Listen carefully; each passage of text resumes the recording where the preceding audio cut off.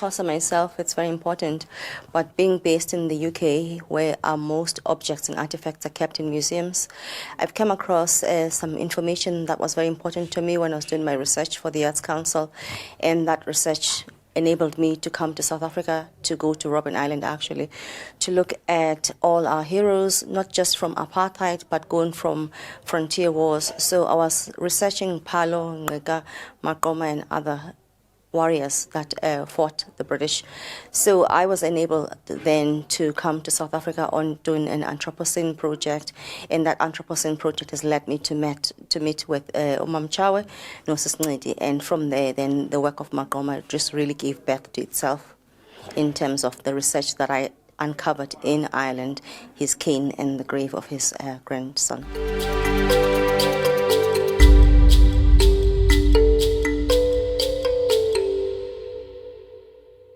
So what we've done with this exhibition here in Gqunqe is to educate, the scholars, the teachers that are here, because there are many people who've been researching Maqoma, but I always say to them, they're always researching the Maqoma that they thought died. In my eyes, Maqoma has resurrected, and in the story of Umamchawe, now we are telling the story that most researchers and scholars here in South Africa are not aware of. For example, I've already mentioned the cane. I've already mentioned the grave of his grandson. And there are objects in the British museums that none of us as researchers from South Africa have laid our eyes on.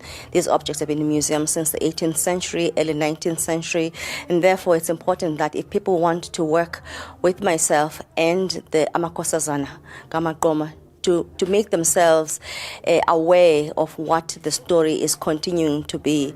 So, for example, myself as a researcher, I'm working with Queen's University of Belfast. That's where I'm based in doing my research. And in there, we have archives.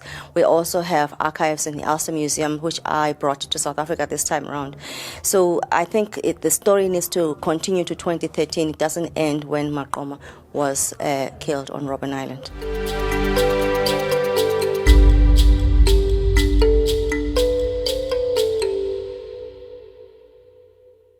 I mean, it's a two-way thing for me, because as much as I want to put my scholar hat on, I want to put my researcher hat on, but I have to realize that first and foremost, I'm a child. I'm a child who was asked specifically by the family to honor this great man, and therefore must humble myself. As Mamcha has already said, that when you enter these gates, you have to put all your credentials, all your scholars and everything else at the gate, and be prepared to learn. And this is what this journey has done for me. The more I humble myself, the more Maqoma reveals himself to me.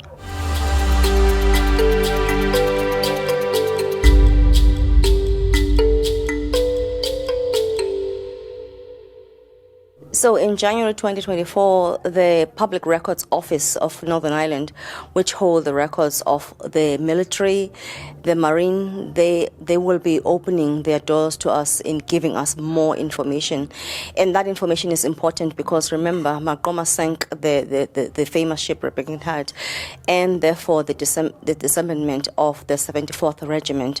So all of those documents are held in the Public Records Office of Northern Ireland. So Maqoma's story is a tripod, as I always say it. He reveals himself in Ireland, he reveals himself in Scotland, he reveals himself in England, and therefore we're always focusing in South Africa. So this tour for the Amakwasasa Maqoma will be an eye-opener, but they will bring information for this village. And I think it's important for the curriculum going forward that it's not just a 150 celebration or commemoration, but it is also, this is the rewriting and the retelling of history.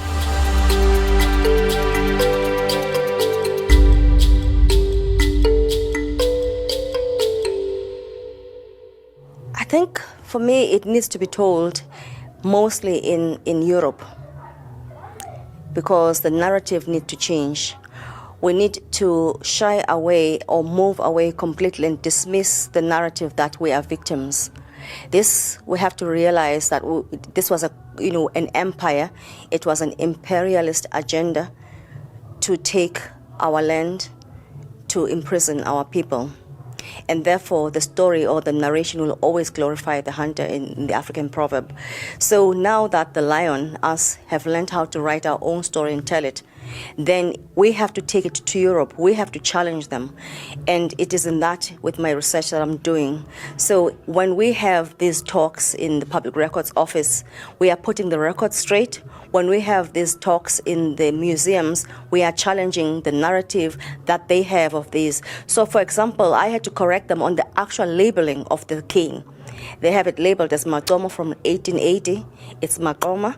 There's nothing stopping them from making those corrections. So along the way, Europe has got a lot of things to correct, and they've got repatriations. I'm not saying that in South African terms it's not important, but this work is already ongoing here, but it's not ongoing. For example, the objects and the artifacts that were brought in the 18th century are still in the basement. And with what's happened in the British Museum with the theft, these things will go there for another 200 years, and they'll actually be more damaged rather than being returned to us, our rightful owners. So I think Europe now it's time to answer for what it did, and also face the reality that we can now narrate our own stories.